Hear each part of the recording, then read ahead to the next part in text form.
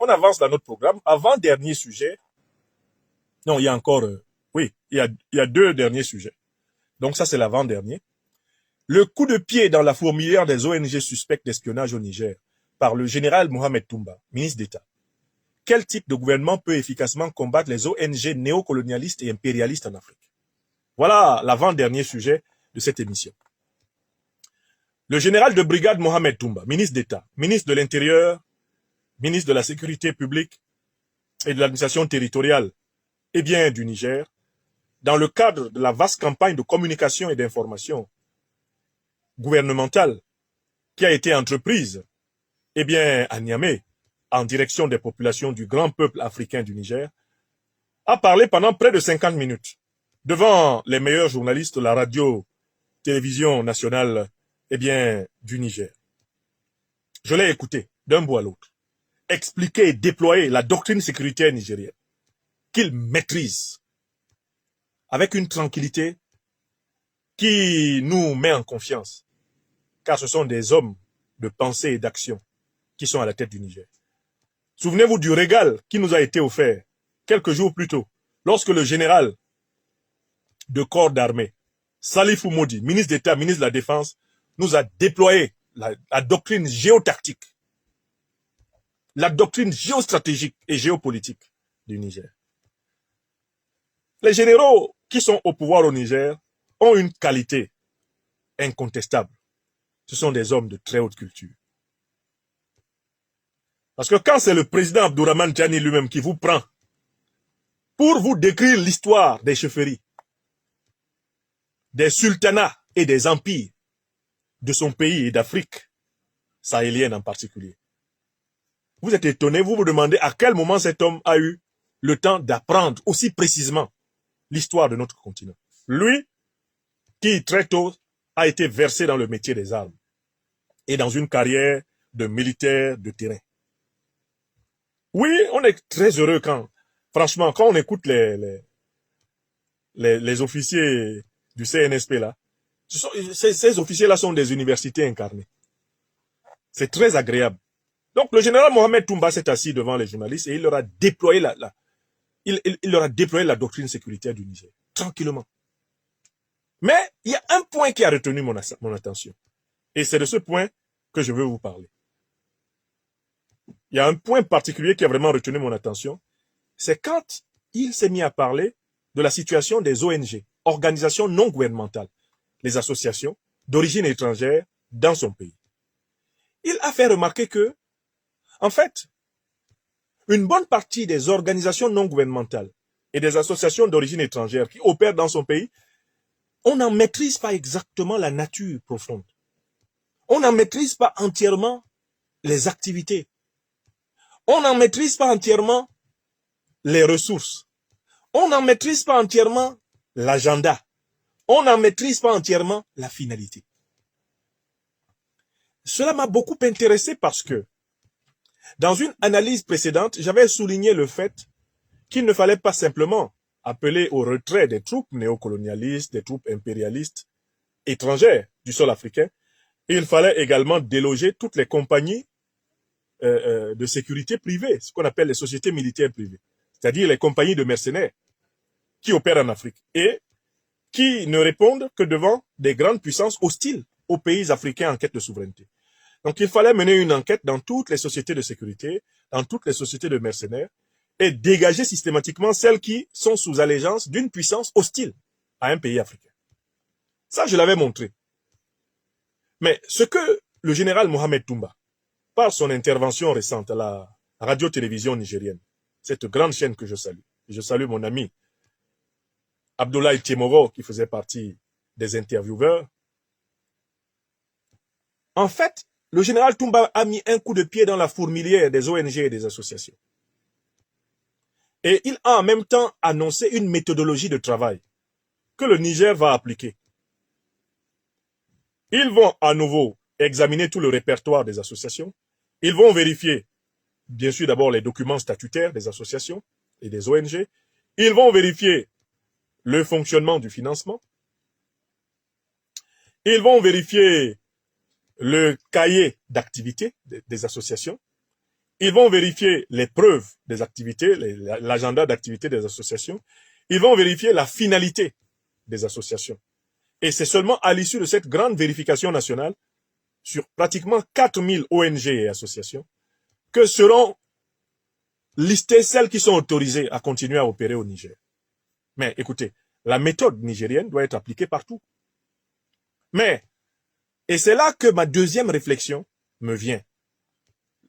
La deuxième inspiration me vient, après avoir écouté le général Mohamed Toumba. Est-ce que tous les pays africains, avec tous les régimes que nous avons, sont aptes à mener ce travail sérieusement?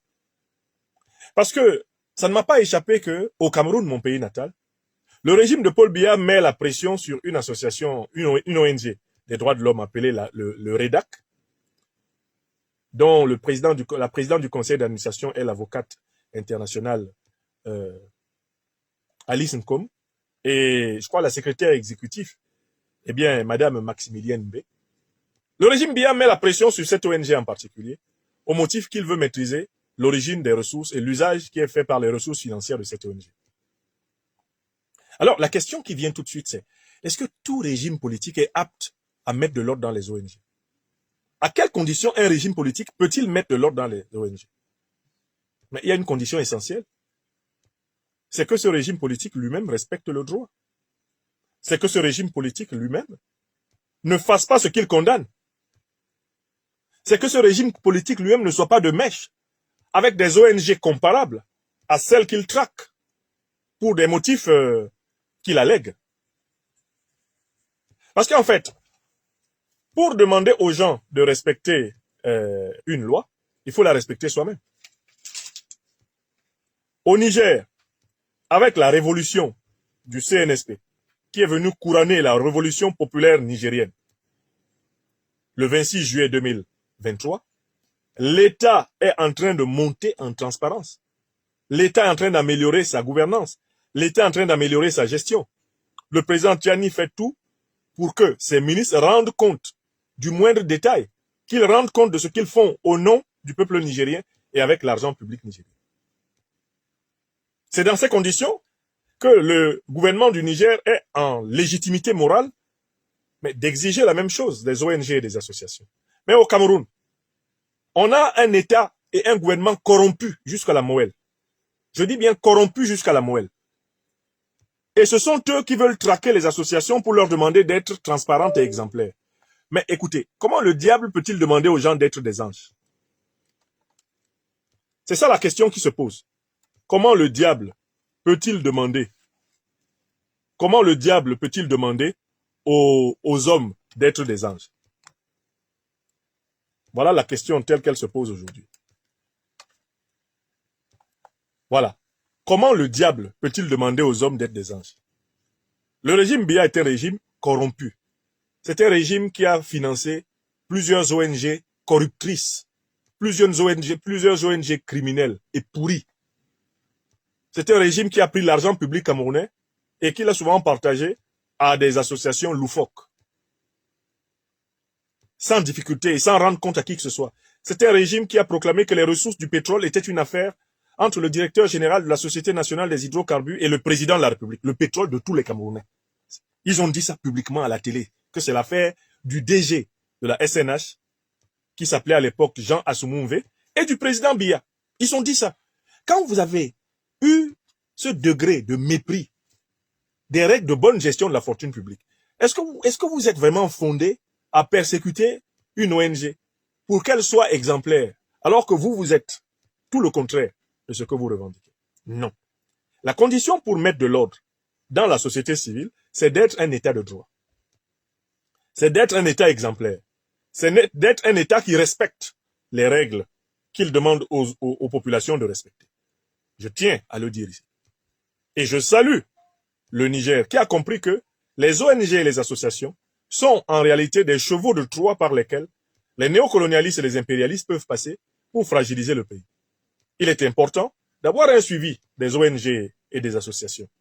Mais ce suivi doit toujours se faire dans le respect des libertés fondamentales, dans le respect des droits fondamentaux, et il doit se faire par un État lui-même exemplaire. Quand l'État n'est pas exemplaire, il n'est pas fondé moralement à poursuivre les gens. Quelle douleur ressentent, eh bien, les contrevenants quand ils sont punis par un contrevenant. Mais quelqu'un qui ne respecte pas la loi et qui te punit pour n'avoir pas respecté la loi, mais c'est la double peine. Tu as mal parce qu'il te punit au nom de la loi, mais tu as en plus mal parce que celui qui te punit au nom de la loi ne la respecte pas. C'est trop. Donc, la clarification du statut des ONG, la surveillance des ONG, l'encadrement de l'activité des ONG se fait d'autant mieux que l'État, le gouvernement, ont une gouvernance elle-même exemplaire. Et je voudrais saluer ici l'initiative nigérienne, qui est une initiative essentielle dans le cadre de la lutte antiterroriste. Car quand ils n'ont plus leur base militaire, quand ils n'ont plus leur compagnie de mercenaires, par où vont passer les néocolonialistes et les impérialistes pour infiltrer le corps social? Bien souvent, ils vont essayer de passer par les associations. Ils vont essayer de passer par les ONG. Mais, pour autant, cette mise au pas des associations et des ONG doit se faire dans le respect de l'état de droit. Et ceux qui doivent appliquer cette transparence dans la société doivent être eux-mêmes transparents. Il y a un effort de transparence qui est fourni depuis le 26 juillet 2023 au Niger, alors qu'au Cameroun, avec Paul Biya, il y a plutôt un effort d'opacité. Il y a plutôt un effort d'opacité. Alors, quand vous êtes dans l'opacité, vous ne pouvez pas emmerder le monde avec vos exigences de transparence. Si tu veux être capable d'exiger la transparence aux autres, eh bien, applique-la à toi-même. Sois toi-même un exemple de transparence.